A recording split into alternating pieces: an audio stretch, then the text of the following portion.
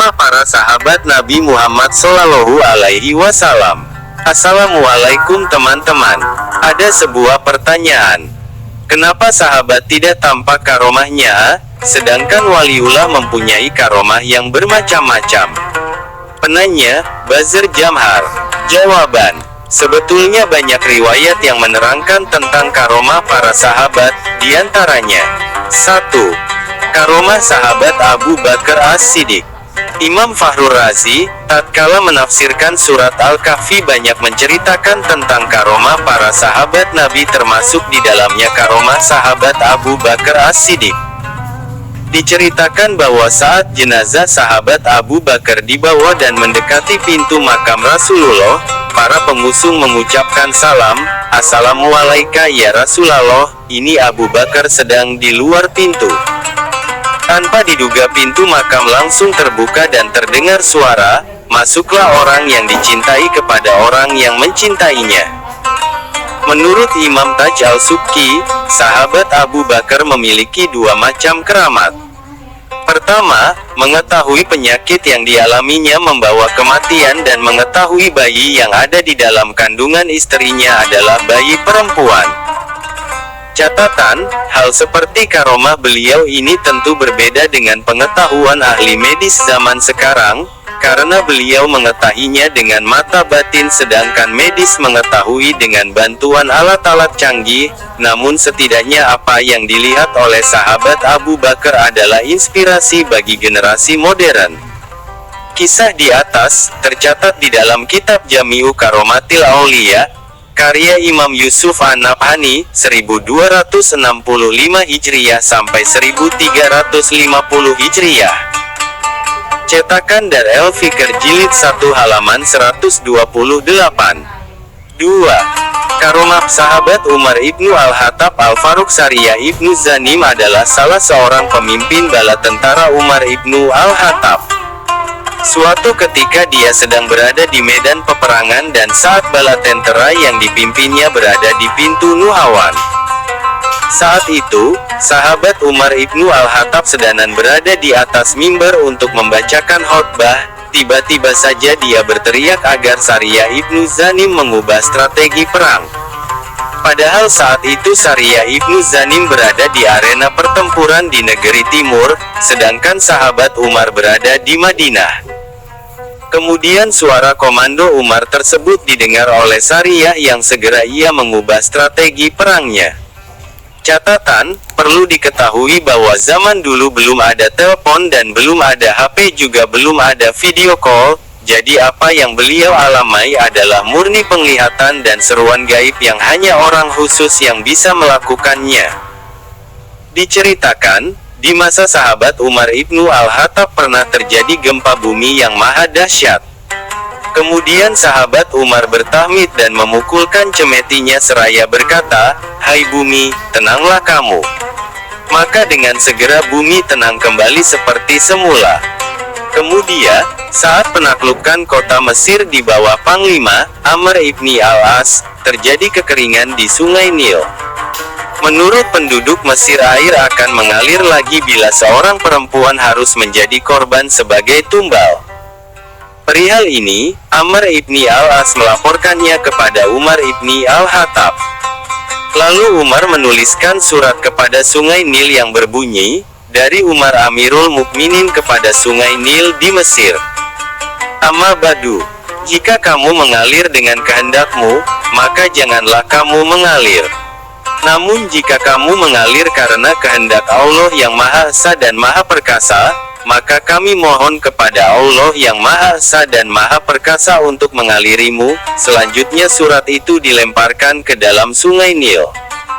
Dan pada malam harinya Sungai Nil mulai berair.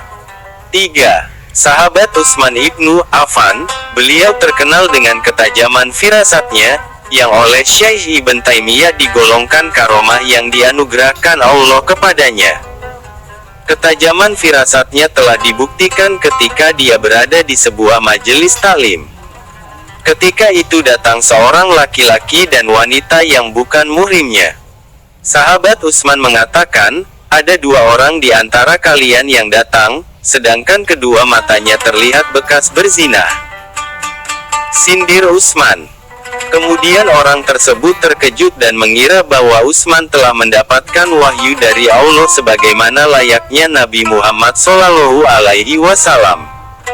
4. Karomah sahabat Ali ibnu Abi Thalib. Ali terkenal bisa berdialog dengan orang-orang yang telah meninggal. Pada suatu hari ia bersama Said ibnu Al-Musayyab, sahabat Ali, masuk ke lingkungan makam kota Madinah, dan mengucapkan salam kemudian menawarkan apakah mereka yang akan memberi kabar terlebih dahulu ataukah saya Ali. Mereka para ahli kubur menjawab, engkau beritakan kami kejadian apa yang ada sepeninggal kami. Sahabat Ali menjawab, sepeninggal kalian, istri-istri kalian menikah lagi, harta benda kalian telah dibagi menjadi warisan, dan anak-anak kalian menjadi yatim. Dan bagaimana berita dari dalam kubur? Lanjut sahabat Ali. Mereka mengatakan, kain kafan telah tersobek. Rambut-rambut jadi berantakan. Kulit-kulit telah tercabik-cabik. Mataku turun sampai ke pipi. Mulutku mengeluarkan cairan bercampur nanah. Apa yang kami perbuat di atas dunia telah kami dapatkan balasannya di dalam ini. Kami sedang menunggu nasib di masa mendatang. Diriwayatkan pula bahwa sahabat Ali dapat menyembuhkan orang yang sakit lumpuh bertahun-tahun. Hal ini terbukti telah membuat orang lumpuh yang diketemukannya saat sahabat Ali dan putra kembarnya, yaitu Sayyid Hasan dan Sayyid Husain, mendatangi Ka'bah untuk beribadah, lalu bertemu dengan orang lumpuh tersebut akibat dari perbuatan sebelumnya. Maka Ali pun mendoakan dan menyerukan kepadanya untuk berjalan, maka orang tersebut dapat berjalan seperti orang-orang sehat lainnya. Imam Fakhrur Razi menjelaskan bahwa sebagian karomah sahabat Ali adalah dapat menyambung tangan yang telah dipotong akibat kisos pencurian.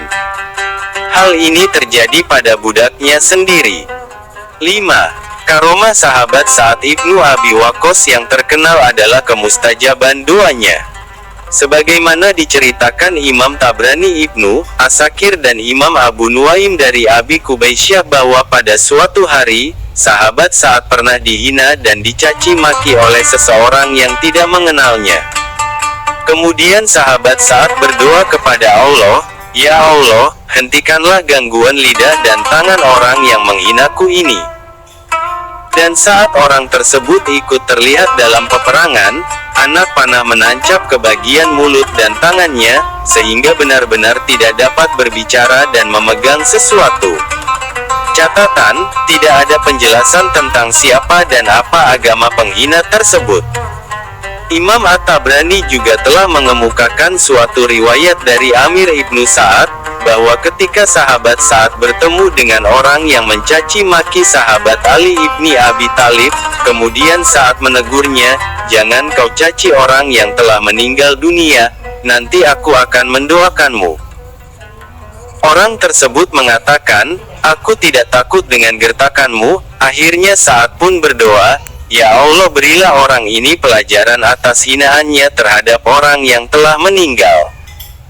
Seketika itu, disaksikan oleh orang banyak, si penghina itu terkena siksanya. 6. Karomah sahabat Khalid bin Walid.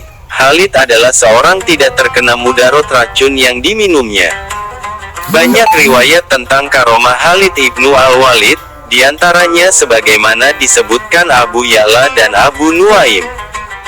Suatu ketika Khalid memakan makanan beracun dan tidak terkena oleh racunnya tersebut.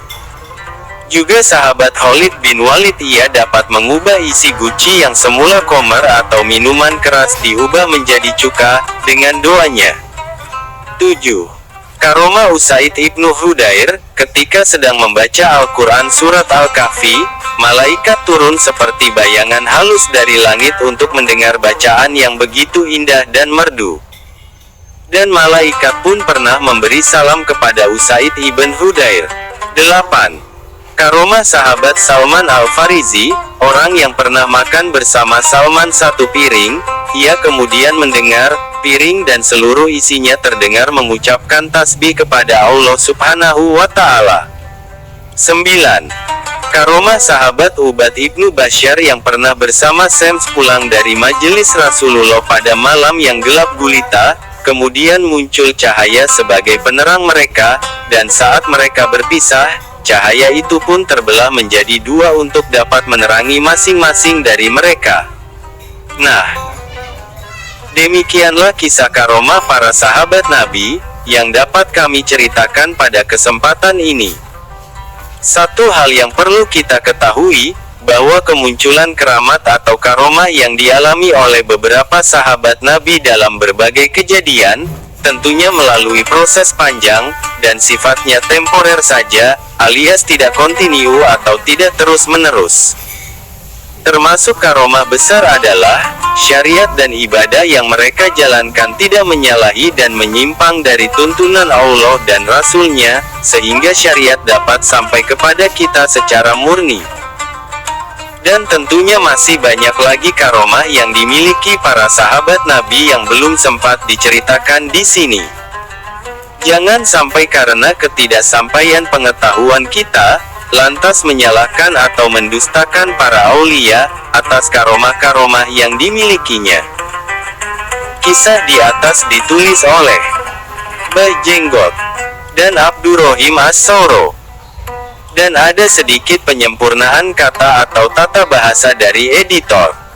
Sumber, http://www.piskatb http://www.piskatb.com 2012-02-305 Karomah para sahabat Nabi. HTML, M sama dengan 1. Jangan lupa untuk subscribe, like dan share. Terima kasih. Semoga bermanfaat. Wassalamualaikum.